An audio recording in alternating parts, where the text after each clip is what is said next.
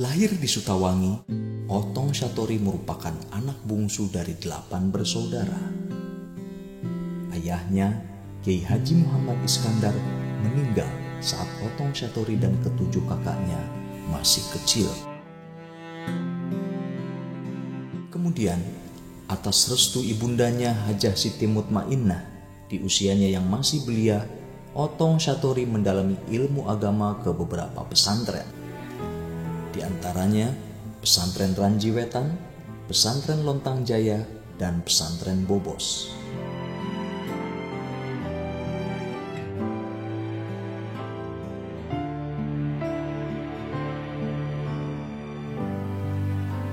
Siapa anak yang menjadi pembimbing itu, Kiano?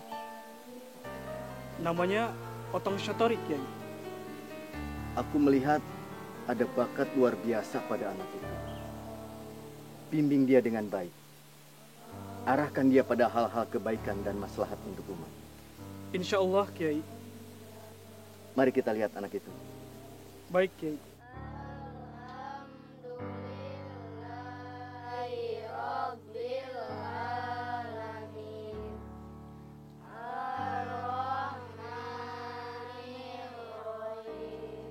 Otong, dipanggil Pak Kiai.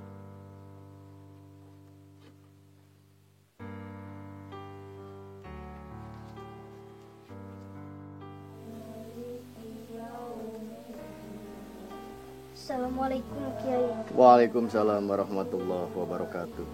Otong namamu? Betul, Kiai. Sebelum pesantren di sini, di mana kau belajar mengaji, Nak? Di pesantren Ranji bersama Kiai Anwar dan di pesantren Lontang Jaya Banjarin bersama Kiai Abdullah. Luar biasa. Anak ini sudah belajar di 3 pesantren, termasuk di sini. Terima kasih, Kiai. Teruslah belajar, Nak. Jangan bosan, karena hidup membawa ilmu tidaklah berat. Dan amalkan ilmumu dengan baik. Insya Allah, Kiai. Kalau begitu, silahkan lanjutkan kegiatanmu, Nak.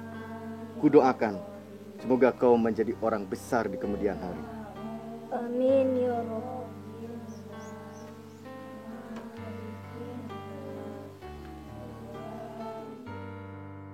Para santri, pesantren bukanlah tempat yang menegangkan, tapi pesantren adalah tempat yang menyenangkan. Setuju? Setuju.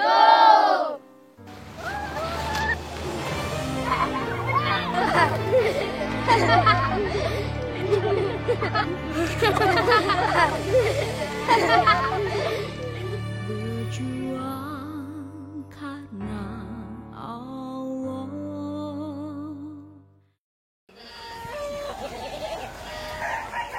Dan di antara tanda-tanda kekuasaannya ialah Dia menciptakan untukmu istri-istri dari jenismu sendiri, supaya kamu cenderung dan merasa tentram kepadanya, dan dijadikannya di antaramu rasa kasih dan sayang.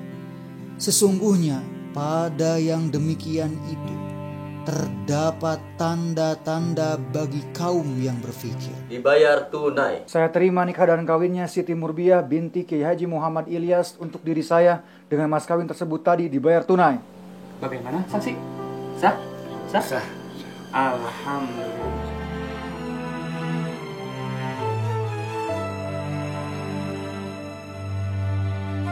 Allahu Akbar. Dalam keheningan bersab. Assalamualaikum. Tak berujung untuk sebuah cinta dalam doa dan upaya manusia. Perjuangan ini mungkin takkan pernah berakhir, tapi raga ini pastikan berakhir. Baru saja menikah dengan perempuan yang dicintainya, Siti Murbiah, Otong Satori harus berangkat melaksanakan ibadah haji ke Mekah Al-Mukarramah. Otong, semoga perjalananmu ke Mekah menjadi berkah untuk kehidupanmu ke depan.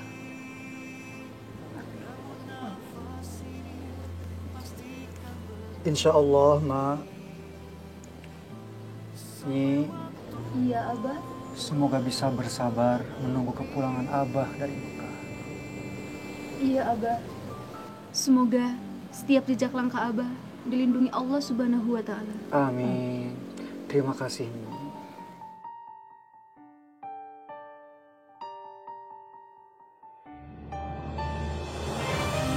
Assalamualaikum. Waalaikumsalam.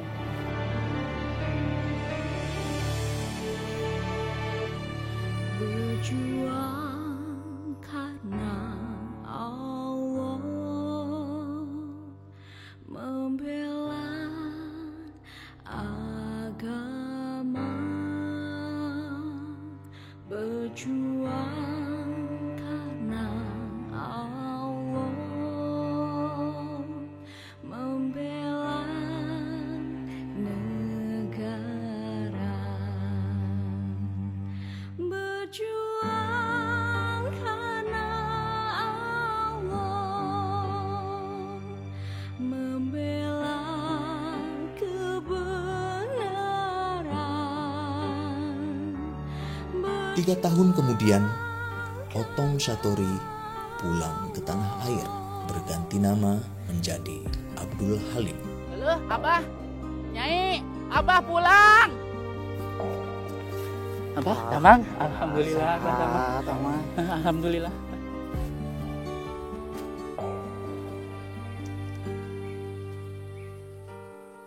Assalamualaikum. Waalaikumsalam, Abah.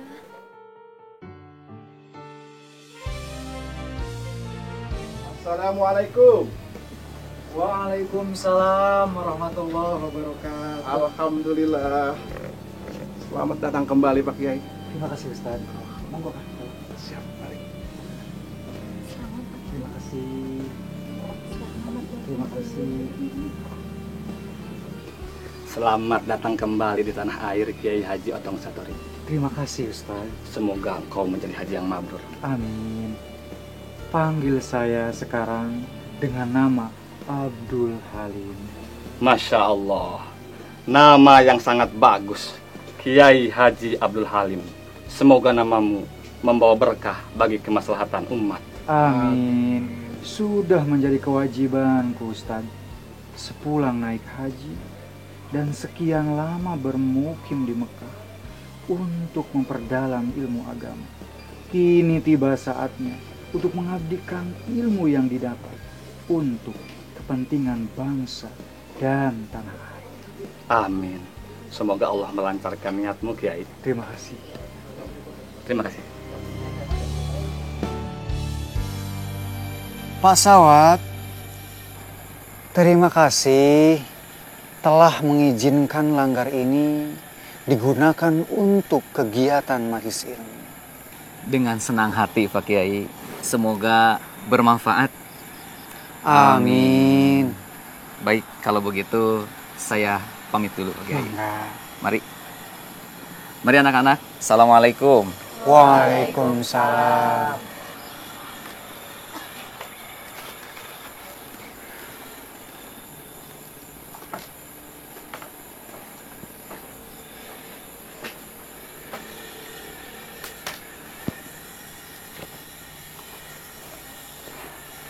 Nah, mari kita mulai saja pengajiannya.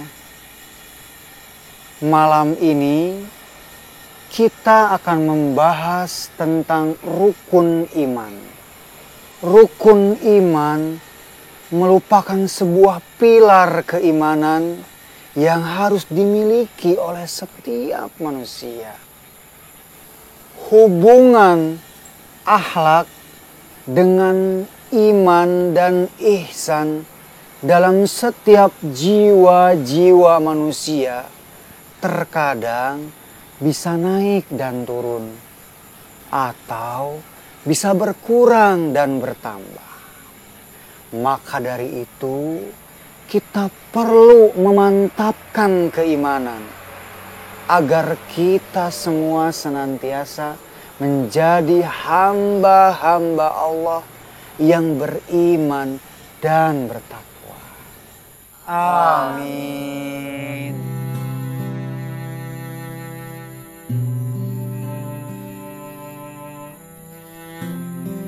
Kaum muslimin dan muslimat yang saya hormati, pada kesempatan kali ini saya akan mengemukakan 8 langkah perbaikan umat. Yang pertama, islahul akidah atau perbaikan dalam bidang keyakinan. Ini bertujuan agar seluruh masyarakat terhindar dari perbuatan-perbuatan yang menyembah selain kepada Allah Subhanahu wa Ta'ala. Manusia yang beribadah dengan baik adalah manusia yang selalu mengikuti perintahnya dan menjauhi segala larangannya. Ilmu agama sangat penting untuk menguatkan potensi-potensi insani dalam mencari kebenaran. Sementara ilmu pengetahuan umum juga sangat penting untuk menyadarkan diri dan mengangkat harkat martabat bangsa agar tidak lagi menjadi bangsa yang terjajah. Hubungan antar anggota keluarga itu sangat penting. Semakin harmonis hubungan itu, maka semakin mengukuhkan pendidikan dasar dalam anak. Anak selalu belajar dari ayah dan ibunya dalam kehidupan sehari-hari. Adat istiadat kebiasaan yang lama atau buruk harus kita rubah dengan adat istiadat kebiasaan yang berguna dan bermanfaat.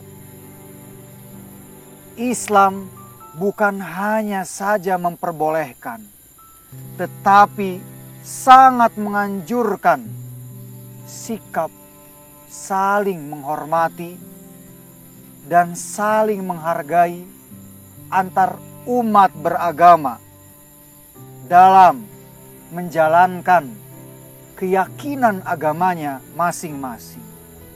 Penting untuk dikemukakan dalam meningkatkan kesejahteraan ekonomi. Saya sarankan agar kita tidak boleh malas. Teruslah bekerja, mencoba berbisnis, dan mengembangkan usaha. Bahwa dalam memperbaiki kondisi masyarakat yang belakangan ini terancam dengan perpecahan, mari kita lawan dengan sikap dan sifat saling tolong-menolong, saling gotong dan royong, saling bahu-membahu. Insya Allah, semoga hidup kita semua menjadi berkah. Amin. Saudara-saudara para pedagang muslim, kita harus ingat bahwa kita masih berada dalam cengkraman penjajah Belanda. Kita berharap kemerdekaan, dan kemerdekaan itu ada pada diri saudara-saudara. Perjuangan bisa kita lakukan dengan mengangkat senjata misalnya, atau dengan cara yang lain. Apa cara lain itu? Tiada lain, kita harus berani memerangi mereka dengan kecerdasan. Kita tidak boleh menjadi bangsa yang bodoh. Mari bentengi diri kita dengan keimanan dan ilmu pengetahuan yang cukup. Kita harus kaya agar kita memiliki modal untuk melawan mereka. Mari perbaiki ekonomi kita. Untuk itu, saya memiliki gagasan untuk mendirikan sebuah lembaga, yaitu lembaga atau koperasi kekuatan ekonomi kita. Dan saya akan menamakannya dengan Hayatul Qulub. Hayatul Qulub. Apapun namanya, ini berbahaya. Lihat, para pedagang, para pemasok modal buat kita dibuat bangkrut karenanya. Mereka merugi karena pedagang Muslim hanya mau bekerja sama dengan para sesamanya, pegawai. Tapi Mayor. Tapi apa? Apa yang harus kami lakukan, Mayor? Bubarkan lembaga itu. Sekalian tangkap pimpinannya, Mayor. Tidak perlu. Bubar saja lembaganya. Siap, laksanakan, Mayor. Abdul Halim. Abah. Tenang, Nyai, ada apa? Duduklah. Ceritakan kepada Abah. Abah, pemerintah Hindia Belanda baru saja membubarkan Hayatul Qulub. Bagaimana ini, Abah? Apakah Abah akan berhenti? Abah tidak akan berhenti begitu saja. Abah akan tetap berjuang demi tegaknya at-tarbiyah wal iqtisadiyah. Apa itu, Abah? At-tarbiyah adalah pelaksanaan ilmu pendidikan. Dan al-iqtisadiyah adalah membangun ekonomi umat. Keduanya akan Abah perjuangkan. Dengan cara apa, Abah? Yang pertama, meninggikan dan memajukan ilmu agama setinggi-tingginya kepada seluruh kalangan masyarakat. Yang kedua, menjiwai masyarakat dengan semangat keislaman. Dan yang ketiga, membangun ekonomi umat sesuai dengan nilai-nilai yang terkandung dalam ajaran Islam.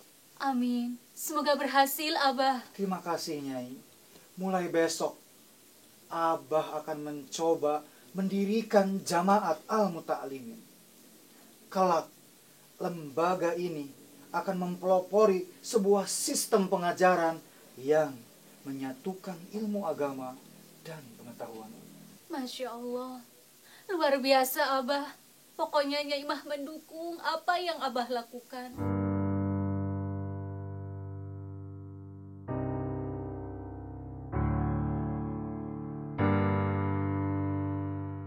Tahukah kalian siapa yang mendirikan pesantren Santi Asromo ini? Saya, Ustadz. Silakan. Pendirinya adalah Mama Kiai Abdul Halim, Ustadz. Betul, Sujang.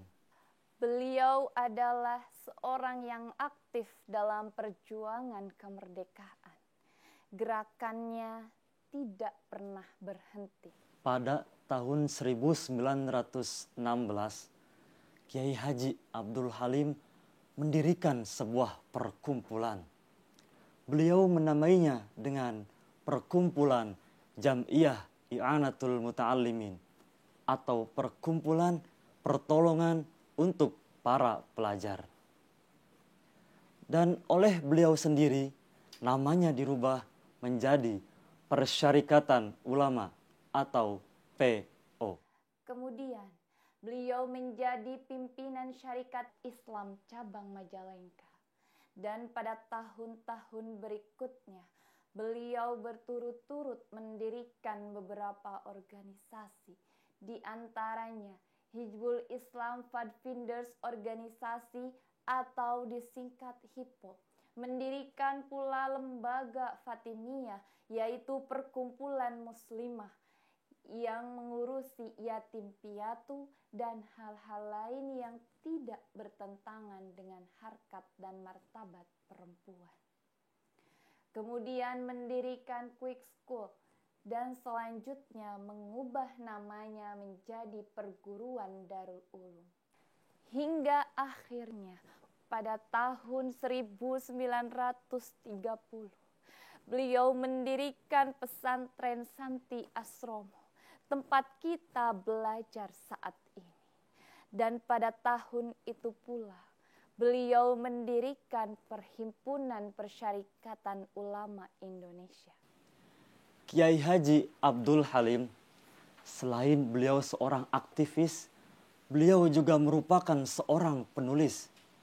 Pada tahun 1936, beliau menulis buku tentang ekonomi dan koperasi dalam ajaran Islam. Dan terus pergerakannya, perjuangannya tidak pernah berhenti. Kemudian beliau menghidupkan PO dan mengubah namanya menjadi Perikatan Umat Islam atau POI. Kemudian POI diterima menjadi bagian dari Masyumi. Pada masa menjelang kemerdekaan, Kiai Haji Abdul Halim menjadi anggota Badan Penyelidik Usaha Persiapan Kemerdekaan Indonesia atau BPUPKI. Dan beberapa saat kemudian oleh Presiden Soekarno, beliau ditunjuk menjadi anggota Komite Nasional Indonesia Pusat atau KNIP. Maaf Ustadz, mau nanya. Silakan. Apakah Mama Kiai pernah terlibat dalam perang Pesik melawan penjajah Ustadz? Tentu saja Sujang. Berjuang karena Allah, membela agama, berjuang karena Allah,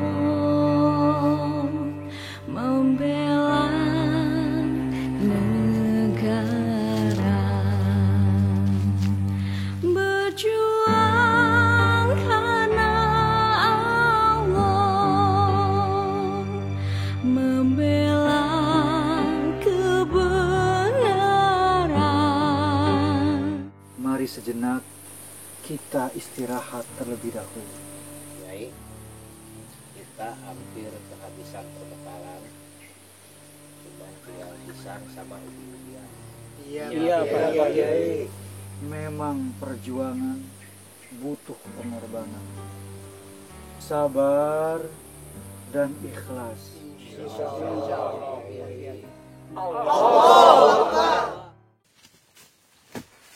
Abdul Halim dan pasukannya mendekat. Ayo.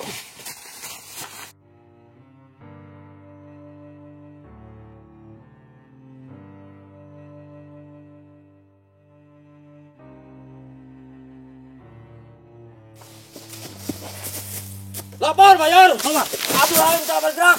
Tengok. Ke sana, Mayor.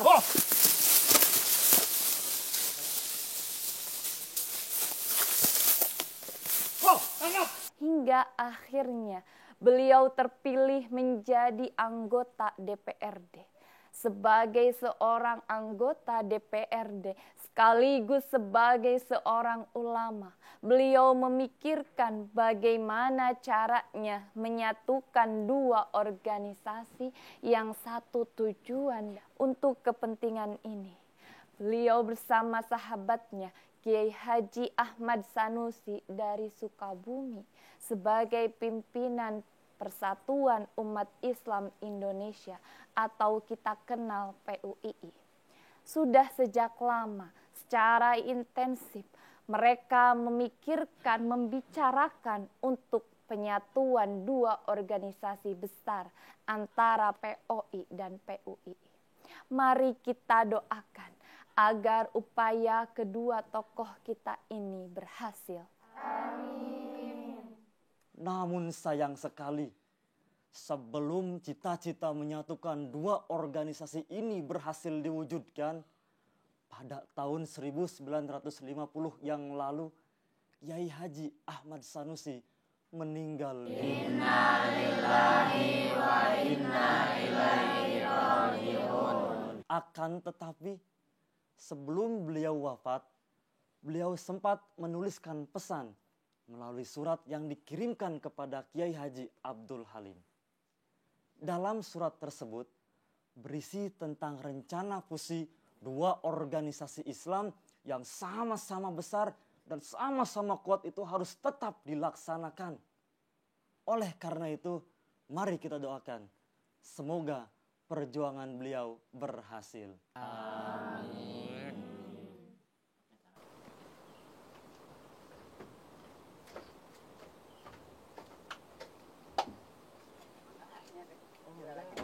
Mangga.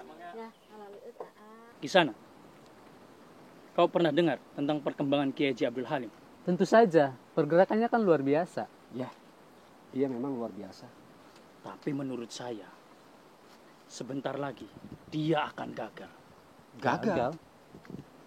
Begini, kabarnya dia ingin menyatukan dua organisasi, POI yang dipimpinnya dengan organisasi PUII yang dipimpin oleh almarhum Kiai Haji Ahmad Sanusi.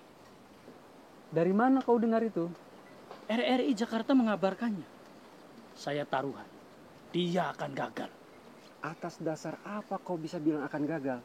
Beleguk, menyatukan dua organisasi akan menyebabkan konflik.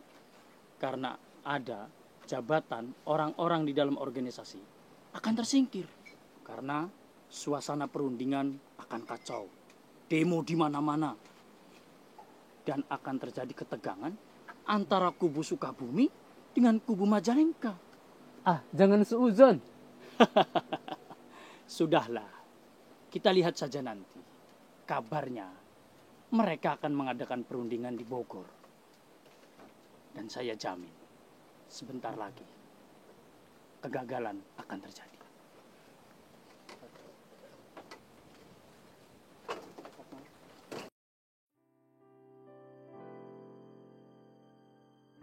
Hadirin peserta musyawarah fusi POI dengan PUII yang saya hormati. Hari ini kita akan menapaki sejarah baru bagi kehidupan dua organisasi besar yang kita banggakan, yaitu POI yang saya dirikan dan PUII yang didirikan oleh almarhum Kiai Haji Ahmad Sanusi. Jauh-jauh hari saya bersama almarhum Kiai Haji Ahmad Sanusi telah menyepakati penyatuan dua organisasi. Dasar pemikirannya adalah bahwa satu, terdapat persamaan dasar dan prioritas program yang sama-sama berdasarkan syariat agama Islam. Dua, bahwa dua organisasi ini menginginkan kader-kader potensial untuk meneruskan perjuangan yang masih panjang untuk perbaikan umat, nusa, dan bangsa.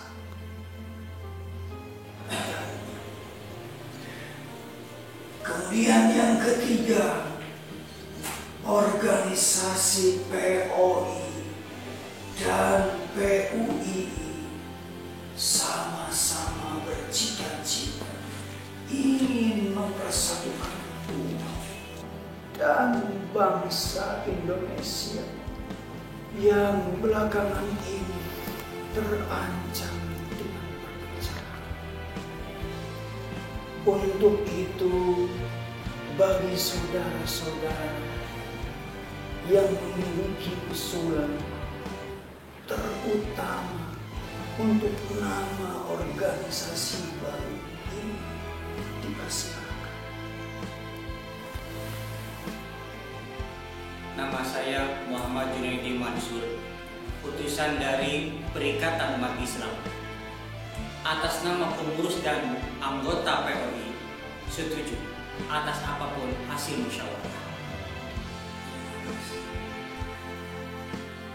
Nama saya Utom Surya Atmaja, mewakili pengurus dan seluruh anggota Persatuan Umat Islam Indonesia, sebagaimana saudara kami dari Majalengka.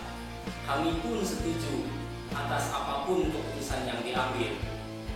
Untuk itu, untuk selanjutnya kami menyerahkan kepada pimpinan sidang. Terima kasih.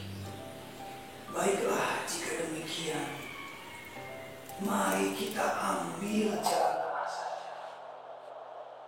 Bagaimana kalau kita beri nama organisasi baru ini Persatuan Umat Islam, dan kita akan menyingkatnya dengan nama PUI.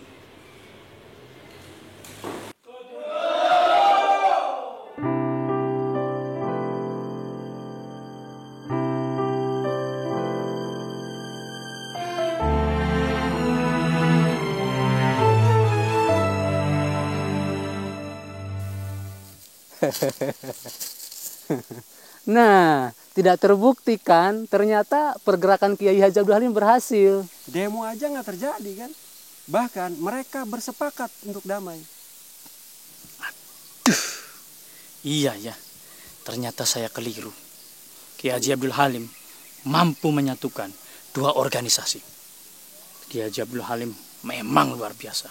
Beliau adalah ulama sang pemersatu. Makanya jangan sok tahu kau. Hidup POI! Allahu Akbar! Nyai, Iya, Abah. apakah Nyai bahagia hidup bersama Abah? Tentu saja, Abah. Nyai sangat bahagia bisa mendampingi setiap jejak langkah perjuangan Abah. Apakah Abah bahagia bisa hidup bersama Nyai? Tentu Abah juga bahagia. Tapi ada satu hal yang bisa membuat kebahagiaan Abah lebih sempurna. Apa itu, Abah? Itu adalah tatkala di kemudian hari seluruh umat bisa bersatu. Amin. Semoga kebahagiaan Abah disempurnakan. Amin. Terima kasih. Angga dileut, Abah.